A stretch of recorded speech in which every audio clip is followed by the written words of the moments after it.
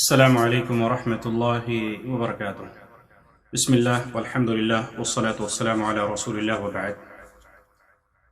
معزز ناظرین، پیارے بھائی اور دوستو، آج کے اس ہفتہ واری درس کے اندر جو کتاب الدروس الیومیہ من السنن والاحکام الشرعیہ، اس کتاب سے ہفتے میں ایک درس پیش کیا جاتا ہے، اور پچھلے ہفتے فجر کی سنت کے تعلق سے فجر کی سنت کی اہمیت اور اس کی فضیلت کیا ہے۔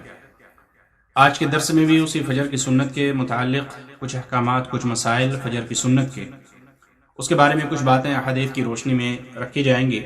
اللہ رب العالمین سے دعا ہے کہ اللہ تعالیٰ مجھے اور آپ کو کہنے سننے سے زیادہ عمل کرنے کی توفیق عطا فرمائے۔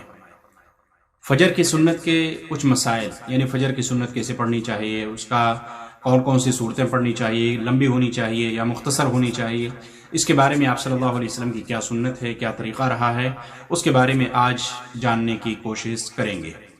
سب سے پہلی حدیث عن عائشہ رضی اللہ عنہ قالت كان النبي صلی اللہ علیہ وسلم يخفف الركعتين اللتين قبل صلاة الصبح حتى إني لا أقول هل قرأ بأم الكتاب أخرجه البخاری۔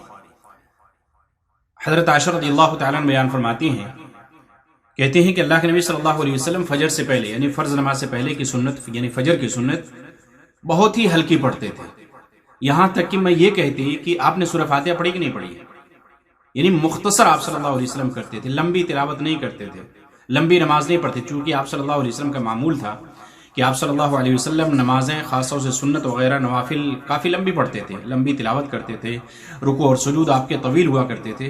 اسی لیے حضرت عائشہ رضی اللہ تعالیٰ نے کہتی ہیں اور نمازوں کی بنسبت کہ مجھے ایسا لگتا تھا کہ پتہ نہیں آپ نے سورہ فاتحہ پڑھی کہ نہیں پڑھی۔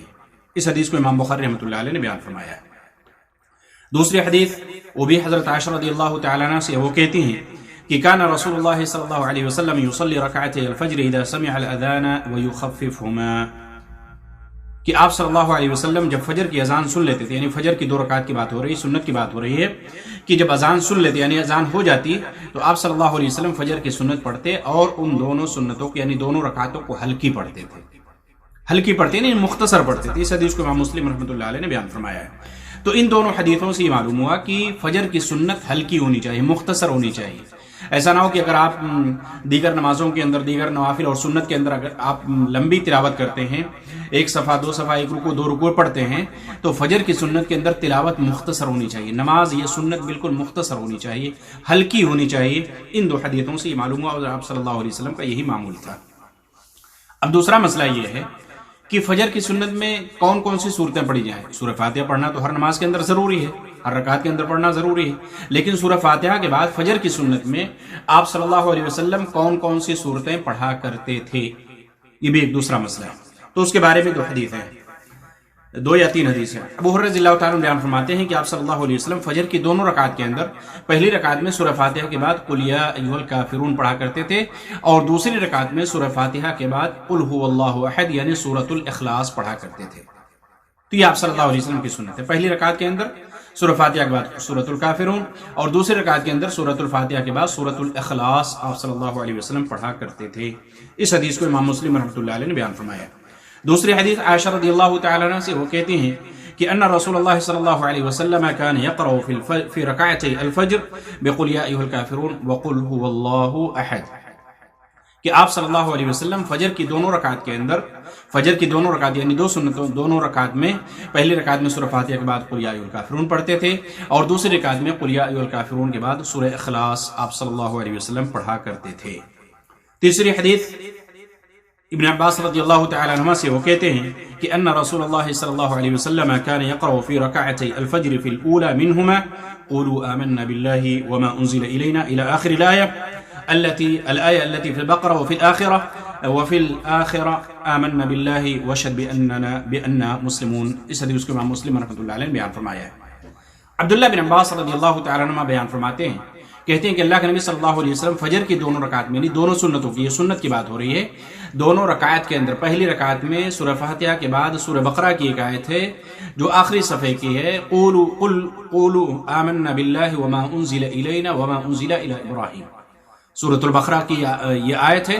اس آیت کو بھی پڑھنا آپ صلی اللہ علیہ وسلم سے ثابت ہے کہ آپ صلی اللہ علیہ وسلم فجر کی سنت میں پہلی رکعت میں سورہ فاتحہ کے بعد اس آیت کو بھی پڑھا کرتے تھے۔ قولوا آمنا بالله وما أنزل إلينا وما أنزل إلى إبراهيم وإسماعيل وإسحاق ويعقوب والأسباط وما أوتي موسى وعيسى وما أوتي النبيون من ربهم لا نفرق بين أحد منهم ونحن له مسلمون. تو یہ بھی آپ صلی اللہ علیہ وسلم ثابت ہے، جیسا کہ اس حدیث کے اندر عبداللہ بن عباس رضی اللہ تعالیٰ عنہ نے بیان فرمایا ہے کہ آپ صلی اللہ علیہ وسلم پہلی رکعت کے اندر یہ آیت پڑھا کرتے تھے.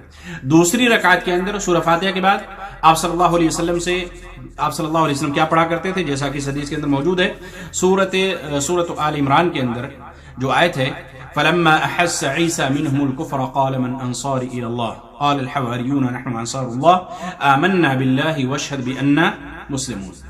یہ سورہ آل عمران کی آیت ہے. تو اس آیت کا ذکر یہاں پہ موجود ہے کہ آپ صلی اللہ علیہ وسلم دوسری رکعت میں اس آیت کو پڑھا کرتے تھے. تو اس حدیث سے معلوم ہوا کہ آپ صلی اللہ علیہ وسلم کبھی فجر کی نماز کے اندر یعنی فجر کی سنت میں پہلی رکعت میں سورہ بقرہ کی آیت قولوا آمنا باللہ وما انزل اور دوسری رکعت کے اندر فلما احس عیسی منہم الکفر قال من انصاری الی اللہ سورہ آل عمران کی آیت ہے. تو یہ آپ صلی اللہ علیہ وسلم سے پڑھنا ثابت ہے، یہ بھی آپ صلی اللہ علیہ وسلم سے پڑھنا ثابت ہے. تو معلوم ہی ہوا کہ فجر کی سنت مختصر ہونی چاہیے.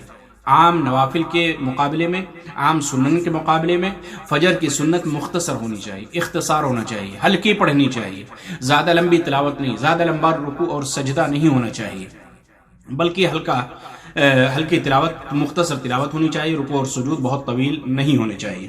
اسی طریقے سے ہمیں یہ چاہیے کہ کبھی کبھار ان دونوں سنتوں پر عمل کریں. یعنی ایک تو مشہور جو ہم جانتے ہیں کہ پہلی رکعت میں قل یا ایھا الکافرون اور دوسری رکعت میں قل اللہ احد، لیکن کبھی ایسا بھی ہونا چاہیے کہ ہم پہلی رکعت کے اندر سورہ بقرہ کی جو ایک آیت جو بیان کی گئی ہے عبداللہ بن عباس رضی اللہ تعالیٰ عنہ کی حدیث ہے کہ قولوا آمنا باللہ وما انزل الینا، آپ صلی اللہ علیہ وسلم پہلی رکعت میں پڑھا کرتے تھے، اور دوسری رکعت کے اندر فلما احس عیسی منہم الکفر قال من انصاری الی اللہ الی آخر الآیہ، یہ بھی آپ صلی اللہ علیہ وسلم پڑھا کرتے تھے. اس لیے سنت یہی ہے کہ انسان کبھی اس سنت پر عمل کرے، کبھی اس سنت پر عمل کرے، یعنی کبھی سورہ کافرون اور سورہ اخلاص کو پڑھ لیا کرے، اور کبھی یہ جو دوسری حدیث ہے یہ بھی صحیح مسلم کی روایت ہے، کبھی ان دونوں آیتوں کو پڑھ کر آپ صلی اللہ علیہ وسلم کو سنت کو زندہ کرنا چاہیے. اور ہمیں اور آپ کو معلوم ہونا چاہیے کہ جہاں ایک عمل کے اندر آپ صلی اللہ علیہ وسلم سے کئی طرح کی حدیثیں منقول ہوں تو وہاں پہ اور تمام کی تمام حدیثیں صحیح ہوں تو پھر کبھی اس سنت پہ عمل کرنا چاہیے، کبھی اس حدیث پہ عمل کرنا چاہیے، تاکہ آپ صلی اللہ علیہ وسلم کی تمام سنتوں پر عمل ہو سکے.